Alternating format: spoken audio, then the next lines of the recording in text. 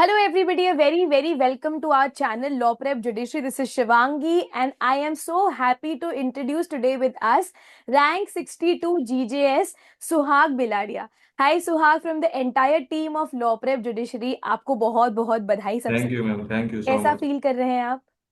बहुत बढ़िया मैम। बहुत बढ़िया। सबसे पहले तो बिलीव ही नहीं हो रहा है कि जी। बहुत मुश्किल हो जाता है बिलीव करना, बट ऑफ कोर्स अगर हम हार्डवर्क करते हैं तो हमारा नाम उस लिस्ट में आ जाता है। Yes ma'am. सबसे पहले जब रिजल्ट खोला, आई बिलीव शाम को 7 बजे के अराउंड अपना रिजल्ट आया था जीजीएस का, राइट? जी। तो क्या रिएक्शन था? अपना नाम देखा तो सबसे किसको शाम सबसे के पहले इन्फॉर्म किया आपने? जब भी रिजल्ट आया तब हम मैं मेरी ऑफिस में फ्रेंड के साथ हम बैठे हुए थे। रिजल्ट के अच्छा। बारे में ही डिस्कस कर रहे थे। और उतने में ही मेरे व्हाट्सएप में एक लिंक आई रिजल्ट की, तो मैंने ओपन की तो मुझे मेरा नाम उसमें, उस वक्त दिमाग काम नहीं करता है तो मुझे नाम मेरा दिखा नहीं। तो मेरे राइट। लिटरली हाथ कांप रहे थे। फिर बाद में जो तो देखा कि नाम है, तो फिर लिटरली मैंने शाउटेड आवाज लगाई, तो फिर सब फ्रेंड को पता चल गया। फिर देन सब सेलिब्रेशन करने लगे। Right, right, right. तो बहुत बार होता है कि हमें बिलीव नहीं होता, और मे बी आज जी। दिन तक भी आपको लग रहा होगा कि हाँ ये हो गया है, बट ऑफ कोर्स ये रियलिटी है, हम लोग जज बन गए हैं, राइट? जी। अच्छा सुहाग, आपकी प्रेपरेशन कैसी रही? प्रीलिम्स की, मेंस की, इंटरव्यू की? सोच लिया था हमेशा से जज बनना है लॉ कॉलेज में, या फिर लॉ कॉलेज खत्म होने के बाद में सोचा कि ठीक है इसकी तैयारी करी जा सकती है? जी, मैंने एलएलबी के दौरान डिसाइड कर लिया था कि मुझे जज बनना है। और मेरा फैमिली बैकग्राउंड भी ऐसा कुछ रहा है कि मेरे दादा जो है वो लोगों के प्रॉब्लम सॉल्व करते थे। फिर उसके बाद मेरे पापा के पास लोग आते थे, क्योंकि वो सच को सच और झूठ को झूठ बताने की डिसीजन मेकिंग रखते हैं। तो उससे मुझे इंस्पिरेशन मिली कि मुझे जज बनना है। तो एलएलबी के दौरान ही मैंने डिसाइड कर लिया था कि मुझे बस जज ही बनना है। तो उसके बाद एलएलबी आफ्टर कंप्लीट होने के बाद मैंने 2021 में प्रिपरेशन स्टार्ट की। तो उसके बाद 2022 में वैकेंसी आई। तो मेरा फर्स्ट अटेम्प्ट था, उसमें मैं प्रीलिम्स में ही निकल गया, वो मेरा क्रैक नहीं हुआ। तो उसके बाद 2023 में वापस से मैंने ट्राई किया, तो उसमें भी प्रीलिम्स से मैं रह गया। और इस बार मेरा तीसरा अटेम्प्ट था, और इस बार मेरा फाइनल सिलेक्शन हो गया। करेक्ट। तो मतलब कंसिस्टेंटली अगर हम तैयारी करेंगे तो हमारा अटेम्प्ट जो है वो क्लियर हो ही जी। जाता है, हम जज जी। बन ही जाते हैं, राइट? जी तो मैम। तैयारी तीनों सेक्शंस की अलग अलग करी, प्रीलिम्स की अलग, मेंस की अलग। तो प्रीलिम्स में क्या स्ट्रैटेजी रही, मेंस में क्या स्ट्रैटेजी रही आपकी? जी मैम, मैं पहले प्रिपरेशन प्रीलिम्स के अकॉर्डिंग ही करता था, क्योंकि मेरा प्री ही नहीं निकल रहा था। तो मैं बेयर एक्ट बार बार रिफर करता था, सेक्शन याद रखता था, जो भी टाइम लिमिट से 30 डेज, 60 डेज, 90 डेज, वो सब याद करता था। और बार बार रिफर करने से एक समय ऐसा आता था कि सभी माइनर लो 2 घंटे में, 3 घंटे में कंप्लीट हो जाते हैं। उस तरह से मैंने प्रीलिम की प्रिपरेशन की। और जब भी प्रीलिम क्लियर हो गया तो फिर मेंस के लिए मैंने बैरेक में ही साइड में जो भी स्पेस होता है वहीं पे जो भी केस फ्लो है वो मैंने लिख लिया। बाकी और कुछ रिफर नहीं किया, ओनली बैरेक पे ही फोकस किया। बैरेक की लैंग्वेज को मैंने एग्जीक्यूट करने की ट्राई की, और उसमें सेक्शन केस फ्लो वगैरह मैंने इंक्लूड किया। तो क्योंकि वो जनरली उतना ही टाइम हमें मिलता है और कुछ लिखने का टाइम मिलता नहीं है, तो मेरा फोकस यही था कि सेक्शन नंबर लिखना है, जो भी डेफिनेशन है, की पॉइंट है, और कैश फ्लो है, बस उतना ही मैंने टारगेट किया, और मेरा मेंस भी उसमें निकल गया है। राइट। तो काफी लोगों का ये डाउट रहता है कि क्या क्या हमारा सोर्स होना चाहिए पढ़ाई का। तो आपने सही बताया कि मैंने सिर्फ बेयरैक्ट को रेफर किया, जी। और हम भी ये कहते हैं कि बेयरैक्ट रेफर करने से हो जाता है, राइट? ऑफ कोर्स आपको जी। कुछ केस लॉज मेंशन करने पड़ते हैं, बट बेयरैक्ट मोस्टली देखे तो अपन अपना प्राइमरी सोर्स जो है वो अपना बेयरैक्ट ही रहता है, उसके अराउंड अगर करते हैं तो पेपर निकल जाता है, राइट? तो जी। सुहाग, आप थोड़ा बताओ कि मेंस में आपने फिर प्रैक्टिस कैसे करी? आप मॉक्स लगाते थे, या आपने जो प्रैक्टिस होती है, जो हमें आंसर राइटिंग प्रैक्टिस करनी होती है, उसके अराउंड आपने क्या स्ट्रैटेजी अडॉप्ट करी? फ्रैंकली कहूँ तो मेरी आंसर राइटिंग स्किल जो है वो पहले से ही अच्छी है, क्योंकि मेरी स्पीड अच्छी है, उसमें मुझे कॉन्फिडेंस था।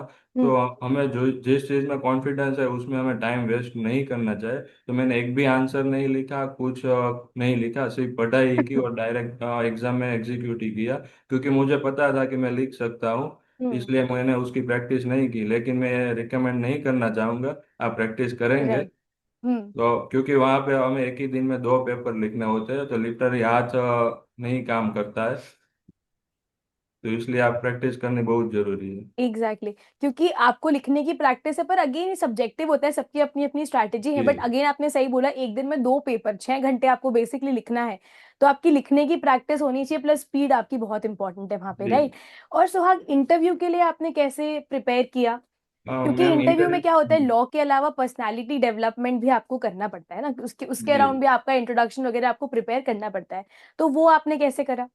मेंस का रिजल्ट आया, उसके बाद बहुत ही कम दिन मिले। मेरा स्टार्टिंग में इंटरव्यू कंप्लीट हो गया 6 फेब को। तो मुझे ऑलमोस्ट 12 से 13 दिन मिले, उसमें भी डॉक्यूमेंट लिस्ट इतनी लंबी थी तो उसमें मेरा टाइम राइट। ज़्यादा चला गया। तो मैंने यही रिफर किया, बेयर एक्ट पे ही फोकस किया। और मैं आईने के सामने मैं प्रैक्टिस करता था मेरी इंट्रोडक्शन देने की। तो 2-3 बार वैसे प्रैक्टिस की और बेयर एक्ट पे फोकस किया कि कैसे बोलना है। फिर मैंने मॉक इंटरव्यू दिया, तो उसमें मुझे ये सजेस्ट किया था कि आपका इंटरव्यू थोड़ा स्लो जा रहा है, क्योंकि मैं स्लो बोलता हूँ, तो उसमें स्पीड थोड़ा आप बढ़ाइए। तो वो मैंने वहाँ पे एग्जीक्यूट किया। करेक्ट। जैसे आपने बताया कि 2021 में आपका लॉ कंप्लीट हुआ, राइट, फिर जी आपका अभी ये वाला अटेम्प्ट क्रैक हुआ। थोड़ी लंबी जर्नी है, काफी लंबी जी जर्नी हमारी हो जाती जी है। मैम। तो इस वजह से, क्योंकि जर्नी लंबी होती है, तो काफी एस्पिरेंट्स डीमोटिवेट भी हो जाते हैं कि छोड़ो अब जी नहीं देना अटेम्प्ट। तो जी आपने कैसे टैकल किया कंसिस्टेंसी या डीमोटिवेशन? जी मैम, कई बार ऐसा होता है कि हमारे साथ जो भी फ्रेंड्स है वो प्रैक्टिस में आगे निकल गए होते हैं, और हम प्रैक्टिस में भी नहीं कुछ कर पा रहे, और यहाँ पे हमारा सिलेक्शन भी नहीं हो रहा बीच में हो, तो कई बार इतना होता है कि डिमोटिवेटेड फील। लेकिन अपने मेहनत पे विश्वास रखना है, और एक दिन जरूर होगा। लेकिन कंसिस्टेंसी बहुत ही जरूरी है। मैं दिन में प्रैक्टिस करता था और शाम को जुडिशल की प्रिपरेशन करता था। लेकिन यस। नोटिफिकेशन आया तो उसके बाद मैंने फुली फोकस प्रिपरेशन पे की, कोर्ट प्रैक्टिस मैंने बंद कर दी और बेयर एक्ट पे ही फोकस किया। तो जो लोग कहते हैं कि प्रैक्टिस के साथ साथ हम पढ़ाई नहीं कर सकते हैं, तो ये बिल्कुल भी सच नहीं है, राइट। हमारे सामने जस्टिस या जज मजिस्ट्रेट सुहाग जी बिलाड़िया बैठे हैं, जो ये बता रहे हैं कि मैंने प्रैक्टिस के साथ में ही यहाँ पे पढ़ाई करी है, बट ऑफ कोर्स नोटिफिकेशन आने के बाद में फिर आप दो नाव में सवार ना हो, आप अगर कंसिस्टेंटली जी उसके बाद सिर्फ और सिर्फ प्रेपरेशन करें, तो वो हम लोग का हो ही जाता है। एंड ऑफ कोर्स मैंने सबसे सुना है फ्रॉम एवरी टॉपर, कंसिस्टेंसी, कि अगर कंसिस्टेंटली हम तैयारी करते हैं तो हमारा सिलेक्शन हो जाता है। सुहाग, अगर ऐसी कोई 2-4 टिप्स जो आप देना चाहें वो सारे एस्पिरेंट्स जो प्रेपरेशन कर रहे हैं, जो हमें देख पा रहे हैं अभी वीडियो में, ऐसी कोई टिप्स जो उन्हें फॉलो करनी ही चाहिए अपनी जुडिशियल प्रेपरेशन में? जी। पहला तो बेयर एक्ट पे ही फोकस करना है। बेयर एक्ट के अलावा और कुछ रिफर करने की कोई ज़रूरत नहीं, क्योंकि हमारे पास इतना टाइम ही नहीं होता। हमें आता है फिर भी हमारे पास लिखने का टाइम ही नहीं है। तो इससे बेटर है कि बेयर एक्ट पे ही फोकस करें, और रेगुलरली बार बार रिफर करें। उससे क्या है, हमें पेज नंबर भी याद होते हैं, इस पेज पे यहाँ पे ये चीज़ है। तो जैसे ही हमें क्वेश्चन दिखता है हमें माइंड में तुरंत ही क्लिक होता है, तो ये चीज़ वर्क करेगी। और उसके बाद मेंस के लिए आंसर राइटिंग भी बहुत जरूरी है। सिर्फ पढ़ने से काम नहीं चलेगा, लेकिन क्योंकि मुझे तो मेरी पता थी कि मैं आंसर राइटिंग स्किल मेरी अच्छी है, तो इसलिए मैंने प्रैक्टिस नहीं की। लेकिन सबको मैं बोलूँगा कि आंसर राइटिंग करना बहुत ही ज़रूरी है। और इसके बाद इंटरव्यू में मेरा ही एक्सपीरियंस मैं बताऊँ, तो मैं बहुत ही पैनिक हो चुका था इंटरव्यू में। तो ऐसा कुछ माहौल वहाँ पे होता नहीं, बहुत ही रिलैक्स करते हैं। स्टार्टिंग में हम introduction, family background, practice area, वो 2-3 क्वेश्चन ऐसे पूछते हैं कि जिससे हम रिलैक्स हो जाए। तो ऐसी कोई घबराने की बात नहीं, और इंटरव्यू में रिलैक्स रहना है। ठीक है। ये आपने बहुत बढ़िया बताया कि घबरा पैनिक जनरली क्या होता है, हमारे पास भी स्टूडेंट्स थे कि मैम पता नहीं वहां पे कैसा माहौल होगा। तो हमने भी हमेशा ये बोला है कि आपको वो कोशिश करते हैं रिलैक्स करने की, है ना। जी। तो जो हमें लगता है कि बहुत मुश्किल है या प्रेपरेशन बहुत मुश्किल होती है, तो आपको क्या लगता है सुहाग, कि ये एग्जाम बहुत डिफिकल्ट टू क्रैक एग्जाम है? नहीं, मैं टू बी फ्रैंक, मैं इतना पढ़ने में इतना होशियार नहीं था पहले। मेरे प्राइमरी स्कूल में मेरे कभी 50% के ज़्यादा आए ही नहीं है कभी भी। लेकिन उसके बाद मेरे फादर ने मुझे हॉस्टल में एडमिशन करवा दिया, वहाँ से मेरी कंसिस्टेंसी चालू हुई, क्योंकि जो भी वर्क है वो टाइम टेबल के अकॉर्डिंग होता था। तो वहाँ से मेरी इम्प्रूवमेंट स्टार्ट हुई। उसके बाद मैंने लॉ किया। लॉ करने के बाद मैं ये जुडिशरी की प्रिपरेशन में आया, और कंसिस्टेंसी सक्सेस की है, उसके अलावा और कोई ऑप्शन ही नहीं है।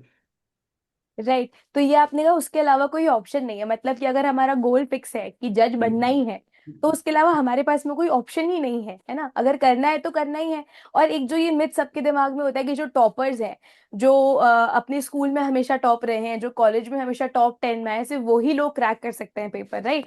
तो ये मिथ बिल्कुल ही, ये एक्चुअली एकदम मिथ है, और ये बिल्कुल भी सही नहीं है। अगर आप कंसिस्टेंटली पढ़ाई करोगे तो डेफिनेटली एग्जाम क्लियर हो जाएगा, जी जी। राइट?